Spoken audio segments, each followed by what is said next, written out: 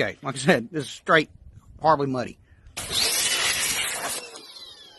Well, that worked well. We're a little bit too close. Let's back up, Dad.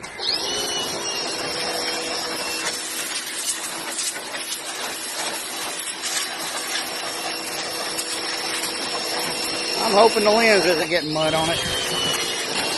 Anyway, this is the only way that I could get the mud off these wheels.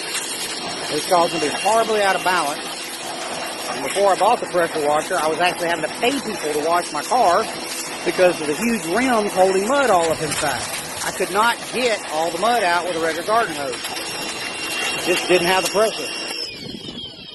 But with this, it's effortless. Takes a little bit of time, but a whole lot less time than driving somewhere. And as you can see, it's starting to look totally clean, but you can see the mud starting to come back out